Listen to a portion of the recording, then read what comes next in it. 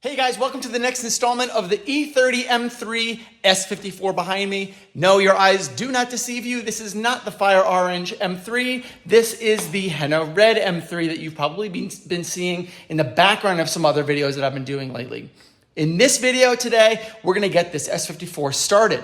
But before we do that, we gotta get the cooling system installed. We've gotta get the radio installed with the amplifier, make sure that everything is hooked up correctly, and we have to power this on to see what kind of electrical gremlins exist, not only in the cluster, but in the rest of the car. And then we can start turning that key. So you guys might be thinking like, oh man, the car is not on the lift anymore. It's not in the right spot. Well, I gotta tell you something right now.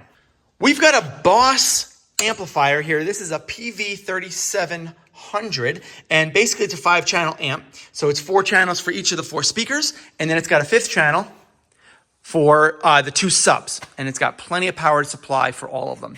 We've routed all of our speaker wire back and around here, and we've made a bracket, which is a pretty nice, nifty bracket. It's on isolators. The bracket itself is on isolators mounted to the back firewall, and everything is rivet nutted to make it easier for installation. We've got our RCAs that come back from the head unit, and we've got our power and ground that we need to wire next, but I want to make sure that everything fits correctly so we can get this thing at least mocked up and installed to see how it's going to fit. All right, finishing up with this amp installation, I've got my 3 main cables hooked up. I've got my power on the left, my remote, and then I got my ground. And I've got them terminated. At least my ground is already fully terminated, but my remote is not, and neither is my power. The power will end up going into the other side of this. This is my fuse, and the fuse will be mounted along the wheel well there, and that is going directly to the positive side of the battery. So, having said that, I've got my 5 wires, my 5 channels, routed all around here. I've got my sub, my front left, front right, rear left, and rear right, and those all need to go into a specific channel. So what I've done was I've labeled them as which speaker they are, but I also identified a channel for each of them.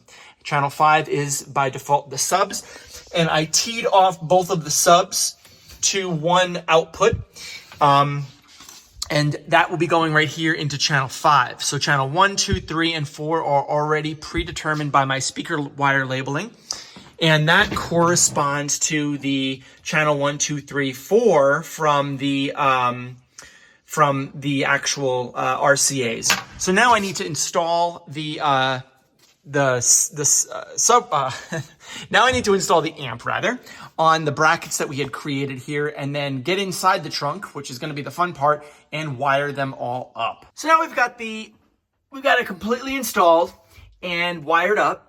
On both sides. We definitely need to do a lot of tuning with those connections there and some of those settings. We've got our battery installed. We don't have it held down yet, but the holder is installed. We just need to get the actual piece that pushes down on this side of the battery, and then it holds the whole battery in place. So that'll be held in place. Give it away, give it away, give it away now. Give it away, give it away, give it away now. Give it away, give it away, give it away now. Oh. There is no better way to refresh yourself and get on with a project that's been stalling a little bit than to get it moving into a different bay. Giving it a different setting, giving it a different location kind of gives you a feeling of rebirth of the project, and helps you to move forward. So that's what we're doing today, is getting this thing moving. So today we've got the coolant system installed.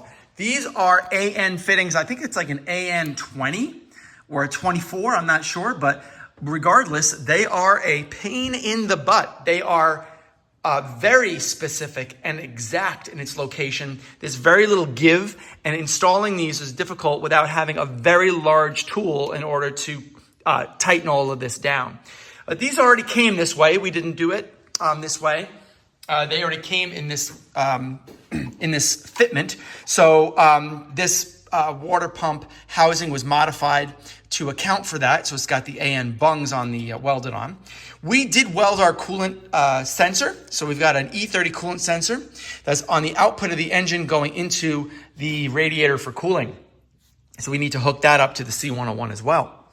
But all of the cooling has basically been done. We have the cooling line that's been routed, again, an AN fitting. I think this is an AN12. And that's going into our aluminum reservoir, which we've got caps on here. We've got our pressure relief cap here. This is going to be going to atmosphere for drainage of overpressure situation. And then this is going to be as an AN4 line, I believe, and that's going to be going to the radiator for draining. So we got to finish up the cooling, and then we're going to fill it up and see where the leaks are. Now, when we fill this car up with coolant, before we do, actually, what we're going to do is we're going to pressure test it. I've got a coolant pressure tester. I'm starting to do things a little bit more smartly than I have in the past, and we're going to pressurize this cooling system and make sure that there's no leaks, no pressure drop. I think it's like 15 PSI over the course of 10 minutes. If it doesn't lose a PSI, we're good to go. So one of the things I really wanted to do here before we pressure test this coolant system is to get the radiator overflow line. This is an AN4 fitting. So we need to crimp a hose that goes around here and goes up and along here and goes into there. So we've got a hose here, and we need to get its correct length. We need to tie it off. This is our hose here. So this is going to go something like this in sticking with the theme. And it's going to go around, and it's going to clip or attach right into that side of the coolant reservoir. So let's get the size going, and then let's terminate. When I cut it, I actually had the tape on both sides of the cut and cut right along the tape. That allows and prevents actually the outside edge of the nylon tube to fray. So now I can take this tape off with relatively high confidence that there won't be any fraying, and it'll make the installation into the housing a little bit easier. So now that I've got the system closed, I checked all the hose clamps, I checked all of the AN fittings, I've checked my overflow, everything seems to be closed. Now I'm going to be using a coolant pressure test kit. This is the kit. It's got basically every fitting that you'd ever need. We don't need every fitting, we just need this guy, which is just a standard, I don't know what it's called or what the code is for it, but this guy essentially just goes on just like a normal radiator cap. And what it allows is it's got a valve, it's got a hose that goes all the way through it, so it's specially made to allow you to hook up. Well, actually, I'll do that in a minute. So you install this just like a regular radiator cap. Push and twist, okay? And then you use your hand pump. You can use a air compressor to let the air in, but you only want to fill it between 15 and 18 PSI. Any more than that, and the pressure relief will end up kicking in, and it'll allow air to escape through here. That's what coolant systems are supposed to be for. If you have your pressure is too high, it's supposed to relieve that pressure. But here we have a quick disconnect. Just installs like that. This guy right here is a pressure relief, so you press this to let the pressure out when you're done. But we're going to do it by hand. It's going to take a while. So we have to pump this whole system and make sure we get it up to 15 PSI. When we do, then we got to just wait and check to see if there's a pressure that goes down over time. If it does, then we need to figure out where that leak is coming from. We'll cross that bridge when we get to it. After coming back, after about 2 hours, it went down from 15 to 5. And we did find an issue, actually. We found that there was a pinhole in the radiator core support. So I had to remove it and weld it. And there was no more hissing, no more bubbles coming from that area. So we repressurized to 15 PSI, or just a hair over 15 PSI. About, I don't know, 2 or 3 minutes ago. It's still holding right around above 15 PSI. We sprayed the whole system down. Dan, did you get these two? Get those two and get this one here on the output. I don't remember having an issue on those before, but good to check just in case.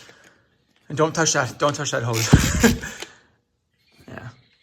So far, so good. And once we get it confirmed 100%, we will fill it up with coolant. So before we do our first crank, we want to make sure that we filled up the transmission and the engine with oil. For the transmission, we're using an MT90. It's a GL4 style fluid, and the 420G requires 1.9 liters, just like in a medium KC30 differential. We're using a transfer pump in order to fill it up to the input, And once it starts getting high enough, it'll start to overflow the input, and that's how you know you've got enough fluid.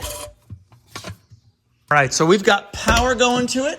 We've got our fluids filled. We do not have any of our electronics hooked up yet. So we're just gonna turn it over and make sure that the engine maybe just turns over. I think that's the important thing here. So let's just see.